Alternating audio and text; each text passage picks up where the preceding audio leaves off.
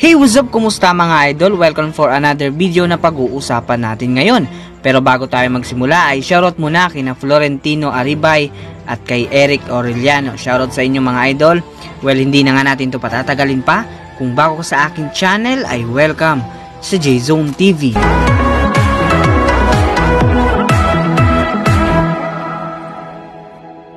Sa pagsisimula nga ng playoffs sa darating na April 13, ay susubukan ngang makuha ng Golden State Warriors ang kanilang ikatlong sunod na kampyonato.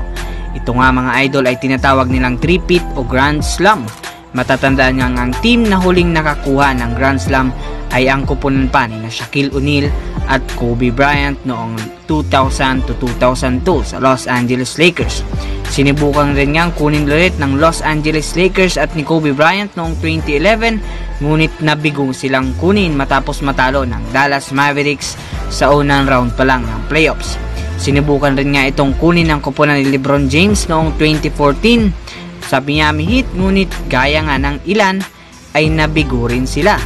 Bago nga rin ang pag-Grand Slam ng Los Angeles Lakers noong 2002 ay nakuha naman ni Michael Jordan ang kanyang dalawang championship Grand Slam noong 1991 to 1993 at 1996 to 1998. Sinubukan rin nga itong kunin ng ibang kupunan gana ng Houston Rockets at Detroit Pistons, ngunit pareho silang nabigo. Kaya ngayon ang tanong, gaano ba talaga kahirap makuha ang championship Grand Slam? Gayong sa loob ng 30 years ay dalawa pa lang ang nakakakuha nito. Ngayon nga ay susubukan rin ito ng Golden State Warriors ngayong season. Matatandaan ngang nakuha ng Golden State Warriors ang superstar center nila na si DeMarcus Cousins, at dahil dyan ay mas lalong pang tumaas ang tsansa ng Warriors na makuha ang kanilang kauna-unahang championship Grand Slam. Nagumpisa nga ang kanilang championship run noong 2015, ngunit natalo nga sila noong 2016 laban sa Cleveland Cavaliers, kahit na nga nakuha nila ang best record of all time na 73 wins at 9 losses. Bumawi nga ang Golden State Warriors noong kunin nila ang former MVP na si Kevin Durant at nakuha nila ang dalawang sunod na kampyonato. Ngayon nga ay full tank ang GSW. Meron nga itong 6 na players na naging all-star at tinatawag rin sila ngayong super team. Nasa kanila nga ang dalawa sa pinakamagaling na shooter sa NBA na sina Stephen Curry at Klay Thompson. Nariyan rin ang heart and soul ng GSW na si Draymond Green at ang dalawang veterano na sina Andre Iguodala at Sean Livingston. Meron pa nga itong mga batang manlalaro na kayang mag-step up sa bawat laro. Sa ngayon nga ay nakaupo nga ito sa unang seed ng Western Conference at siguradong makukuha ang home court advantage pagdating sa Western Conference Playoffs. Makakalaban nga nila kung sino mang team ang makakakuha ng ika-8 seed.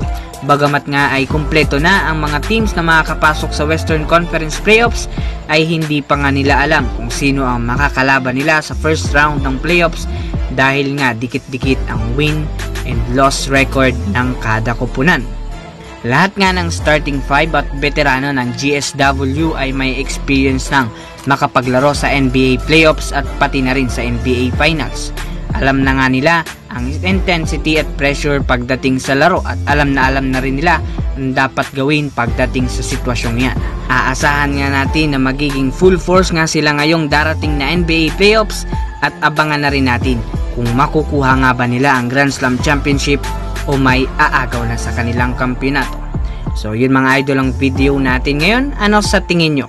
Makukuha na nga ba nila ang Grand Slam o may aagaw na naman na iba?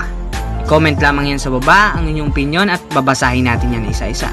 So yun mga idol, this is J-Zone TV.